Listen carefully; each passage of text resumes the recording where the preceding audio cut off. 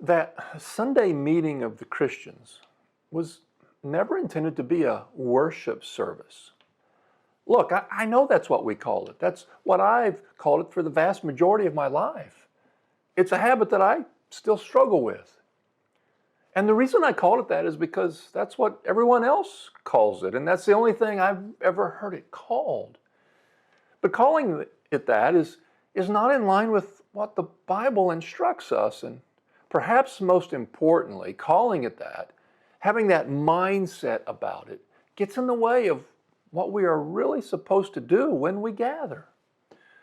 Some of you are already about to click on to the next video. I know that. You don't want to hear this nonsense. But let me ask you to hang on for a couple more minutes. Give me a chance to explain what I'm talking about and why it matters.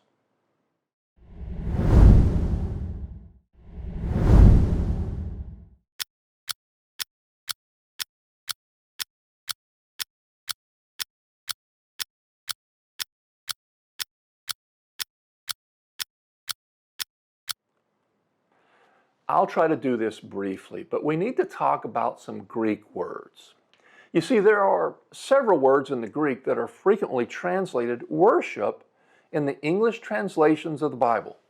Proskuneo, latreo, liturgio, thriskea, sebomai, eusebio. I know I probably pronounced all those wrong. I'm not going to spend time going over all of these words. We're going to focus on the one that is clearly used most frequently, and that's proskuneo. But before we get to that, we need to make a very important point that applies to all of these words. And that point is that none of these words that are translated as worship are used in the Bible in reference to the assembly of the saints. You see, we tend to think of worship as this collective thing we all do together when we assemble. Thus, we call it a worship service. And yet the words that are translated as worship aren't talking about the assembly of the church. I mean, let that soak in for a minute. To put it simply, the phrase worship service can't be found in the Bible. It's simply not there.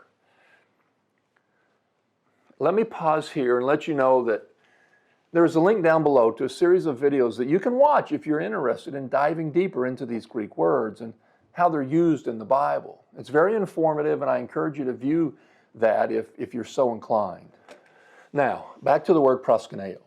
As we said, this is the word used most frequently that has been translated as worship. So we should understand what that word really means. It's widely agreed that the Greek word meant to pay homage by kneeling or prostration. It doesn't mean singing, it doesn't mean praying, or preaching, or taking a collection, or participating in the Lord's Supper. It doesn't mean or refer to those things that we commonly associate with a worship service. It literally means to kneel before someone or lay face down on the ground before someone to show your reverence and submission to them, to demonstrate by your actions your subservience to them. We could go through all the other words that have been translated worship. They mean things like sacrificial service, to minister or serve, to show reverence or respect. Certainly things we should do towards one another as fellow saints in God's kingdom. And clearly things we should do toward God, the creator of the universe, the Alpha and the Omega, the author of all things. We should worship God. That is, we should bow down before Him in reverence and submission and serve Him sacrificially and always strive to minister and serve as He would have us to. We must worship God. Well, can't we do that on Sunday? Of course we can. We can do that. We should do that 7 days a week. Worshiping God is not something that's reserved for one day a week. And it's not reserved for something we do just when we're assembled with other Christians. So if this Sunday meeting isn't a worship service, what is it? Great question. Let's let the Bible instruct us on that. 1 Corinthians 14:26 says this, "What then, brothers, when you come together, each one has a hymn, a lesson, a revelation, a tongue, or an interpretation?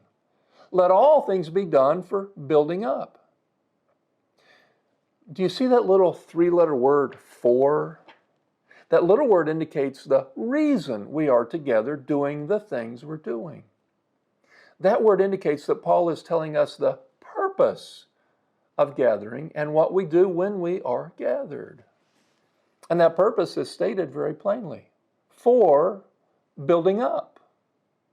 And then in the next few verses, Paul gives some more detailed instructions on how we are to conduct ourselves, things we should do, things we should not do, and how we should interact with one another. And then at the end of verse 31, he restates why he's giving these instructions, so that all may learn and all be encouraged.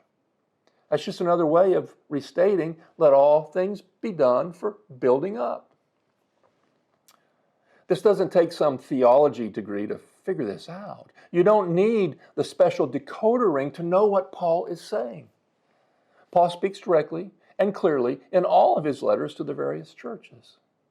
And here he states very clearly that the purpose of coming together of the saints is to build one another up, for the purpose of learning together and encouraging one another. Let all things be done for building up. He doesn't call it a worship service. A phrase, by the way, that we said doesn't show up in the Bible a single time. He doesn't tell them to come together to worship God. He tells them to come together to build one another up. So if we really wanted to follow what the Bible instructs us, we wouldn't call it a worship service. We'd call it maybe an edification service, to edify one another, to build one another up, to encourage one another. A meeting of the saints for the purpose of edifying one another. Now, a common reaction I get when talking to other Christians about this is, big deal. You're just caught up in semantics. So we don't use a word exactly the right way. Who cares? It's no big deal. Well, I beg to differ. I think it is a big deal, and I want to give you two reasons why I conclude that. First, we should do all we can to apply God's word to our lives as He intended it. We don't have any authority to adjust it or modify it to our liking, or to better fit with our past practices and traditions, or what we're comfortable with. As a matter of fact, in a bit of irony here, doing so is actually a lack of worship toward God, a lack of bowing to His authority, a lack of sacrificial service to Him, a lack of showing reverence and deference to Him, a lack of worshiping Him. If there's anything that Jesus taught us, it's that we must be in complete submission to God. We are not free to make up our own rules, to modify the purpose of God's instruction. Second, when we don't use the words in the Bible the right way, we don't fulfill the purpose that God has gave us those words for to begin with.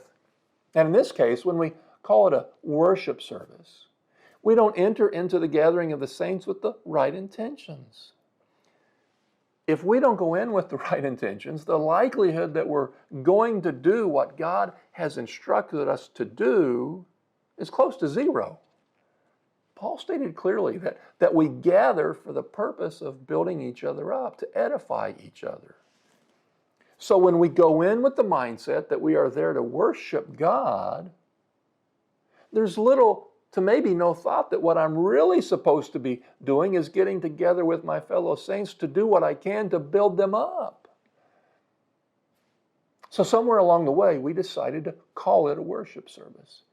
Even though that phrase isn't in the Bible, and the typical things we do in one of those services aren't in line with the words that are translated as worship. It means we're making up our own definitions, our own processes and rules, according to our own thoughts and desires. That's not okay. Even Jesus didn't do that. And in doing this, we ignore the clearly stated purpose about meeting together that God shared with us in His Bible.